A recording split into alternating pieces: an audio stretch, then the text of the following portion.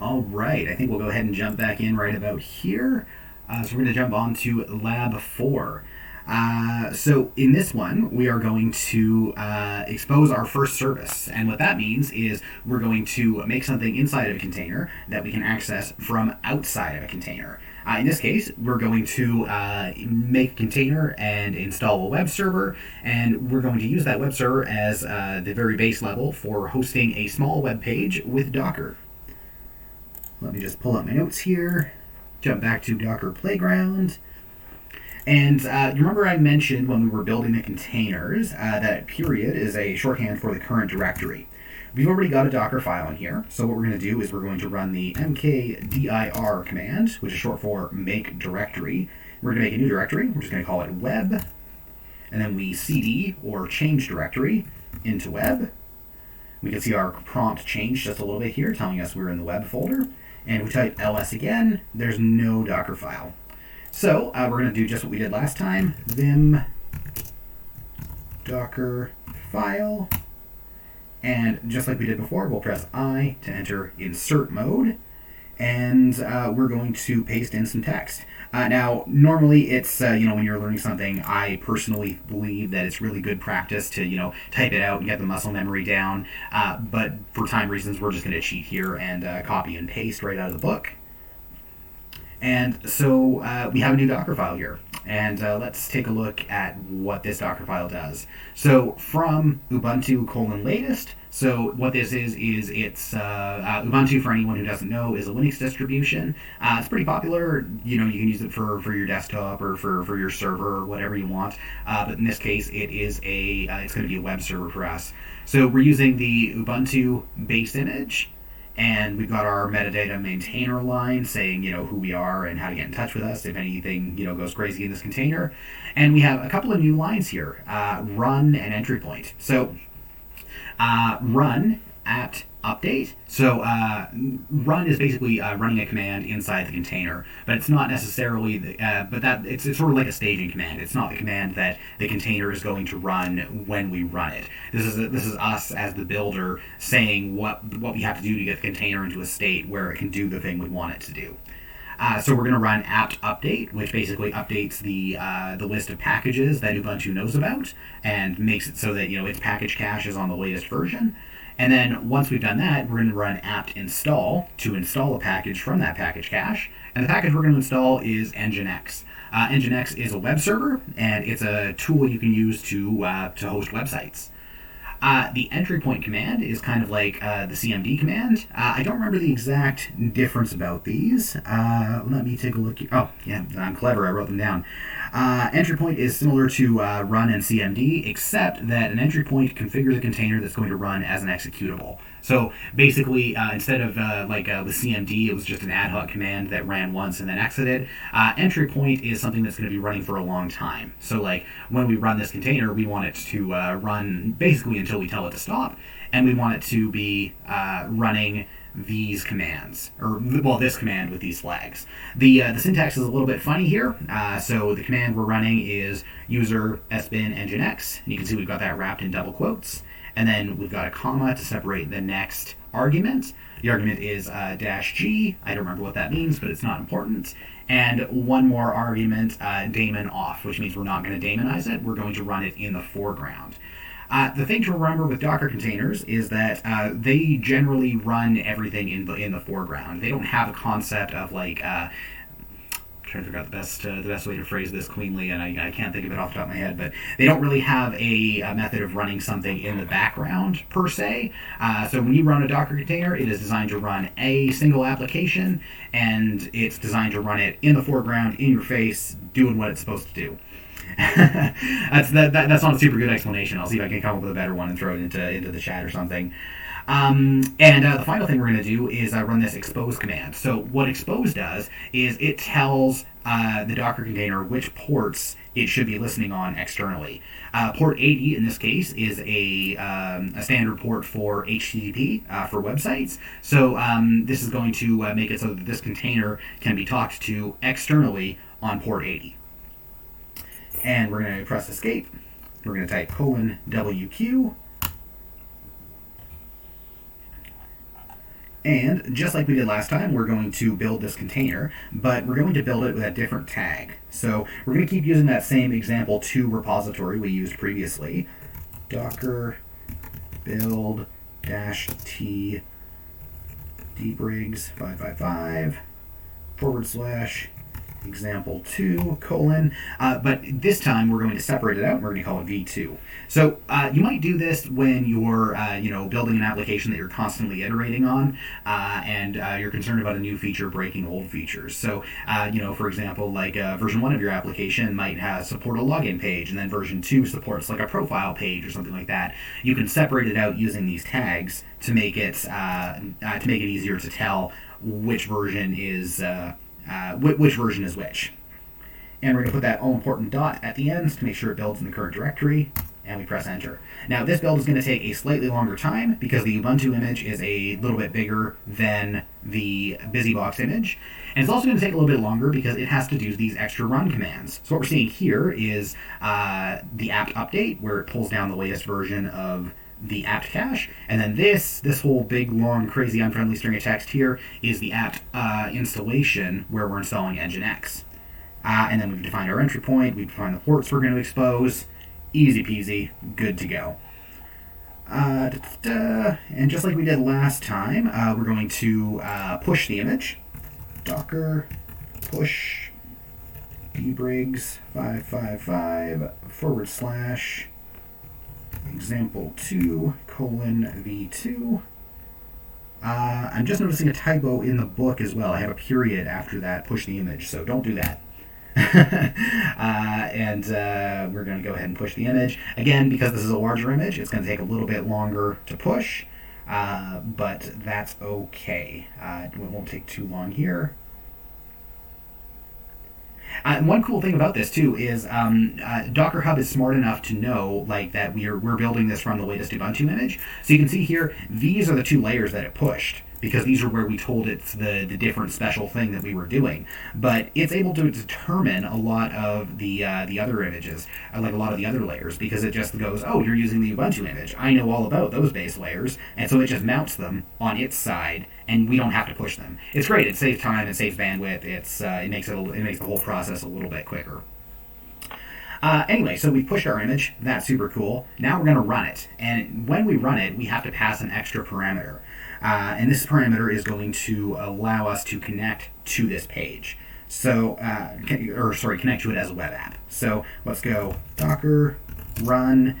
Here's the new parameter -p for port, and the port we're going to use is 8080, and then a colon, and then 80. So a little bit of an explanation on this. 8080 is the port that we're going to use from our browser to connect to it. And the reason we're going to use 8080 and not just 80 is because all of the ports below, I believe, 1024 are basically system reserved. You have to be an administrator in order to use those. And in our weird Docker or play with Docker environment, we're not. So this isn't a big deal. When you're doing a test application, you can totally use a port like this. You can even use it in production if you want, but it's usually best to use one of the regular ports. But for our purposes, 8080 is totally fine. So we've got Docker run -p 8080 : 80 space, and then we're going to run our image. dbriggs 555 / example : v2. And we press enter, and we're going to see something a little bit different here. So it's going to pull down and extract that image. Oh, you know what? I'm sorry, I did this wrong. dbriggs example 2. What did I tag this with? Yeah, example 2 v2. Sorry, my mistake. Yeah, it shouldn't have to pull that image down because it already exists on our system. So it doesn't spit anything out. It's just sitting here hanging. It looks almost like it's frozen. But if we look up at the top of our screen up here, we've got a new little hyperlink right here next to open port. So what's happened here with Play with Docker is it's detected a container that's running that's got a forwarded port. So if we middle click this to open it in a new tab, look at that. We've got a welcome to Nginx page. So this is super cool. We've taken a base container, the Ubuntu image, we've installed some software on it, and we've configured that software to run when the container runs, and we've forwarded a port so that we can actually connect to it and, you use it. Like, how cool is that? So that's all I'm going to say about that for right now. In the next example, we're going to add our own files to it to get rid of this boring page and show, a web page that we built ourselves. So we're going to wait about 5 minutes here. We'll be back about 2:12, and we'll pick it up there. All right. So I think we're going to jump into the very last lab here. Adding our own files to the Docker image. So we're going to use the container we just made to host a very simple website that we've made ourselves. We're going to use a new command in the Docker file called copy to add an HTML page to the container. But we could also include, like JavaScript, CSS, or anything else we want. Like you can make this as fancy as you want to. We're also going to increment the all-important tag on the container from v2 to v3. Remember, it's really important to tag our containers with unique version numbers in case we need to have a rollback if the new version of our container causes a problem. The one other thing that I'll mention here, we're not going to do it today because it's fairly complex, but one really cool thing you can do is to integrate your Docker build command with a continuous delivery or continuous integration system. So these systems are they can do all kinds of crazy things, but one of my favorite things to do is to trigger a situation where, say, you're writing a web application and you commit your change to a repository. That repository will just pick up the fact that, hey, you've made a new change, and it'll automatically start building a new Docker container with your change in it, and it'll push it to Docker Hub for you. And if you get really fancy, you can have it so that, merges into master, for example, automatically deploy the change to production. Like you can make it so that the developers are totally empowered to release the code on their own, which is just so cool. That's a bit of a tangent. We're not going to be doing that today, but it's something to keep in mind, and part of the reason why Docker is just so neat. So here we've got our welcome to Nginx container. We're going to go ahead and close that. And back. Oh, sorry. Where did my lab go? Here we go. So back in this container, you remember we had our container running, and our prompt looks a little bit funny. So to break out of it, we're going to hold down the Control key on the keyboard and press the C key once to terminate the current running application. And now we've got our prompt back again, and we're still in our web directory. So now we're going to have to create a file to add to our Docker container. So we're going to go vim index.html, press the I key to enter insert mode, and we'll just do something super simple here. h1 hello world. I'm sure a web developer could do something a lot more fancy than I could, but for all intents and purposes, this will do just fine for now. Escape :WQ to exit. We press enter, and now if we type ls, we can see we have a Docker file and an index.html file in our folder. So now we have to use that copy command to tell the Docker file to include this. So we'll go vim Docker file.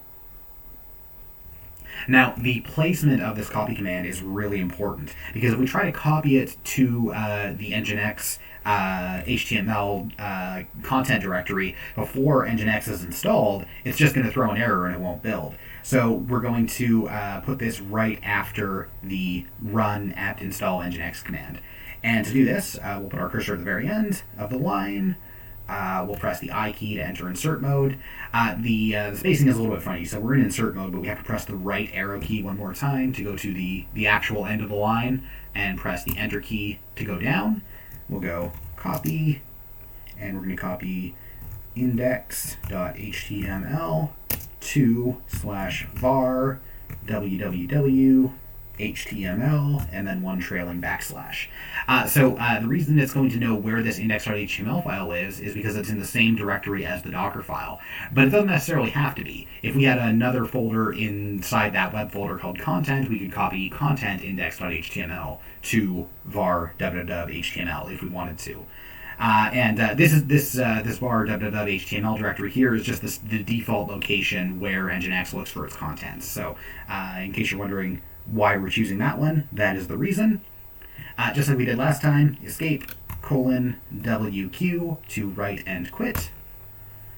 And now let's build it. So we'll go docker build -t dbriggs 555 / example2 :v3, and then the all important period at the end to build in the current directory.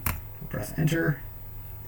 And you can see it's just using the cached image for all of that stuff, so we didn't have to run the update command or install Nginx again because those are already cached on the system. But everything below this copy command gets a new layer ID because we have to rebuild every single layer below where we made our change.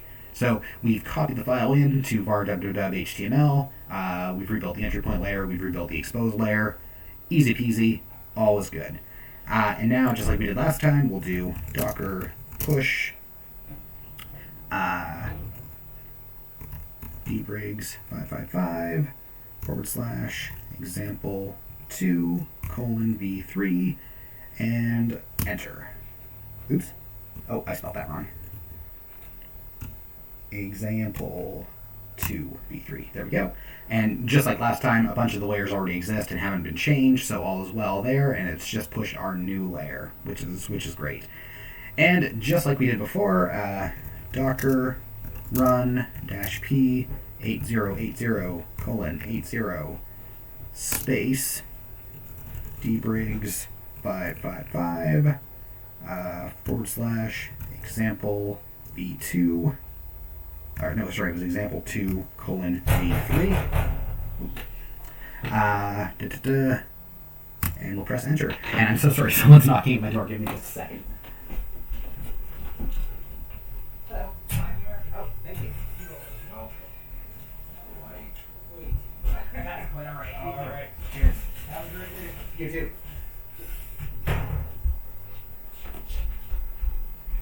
So sorry about that, guys. The troubles with working from home, eh?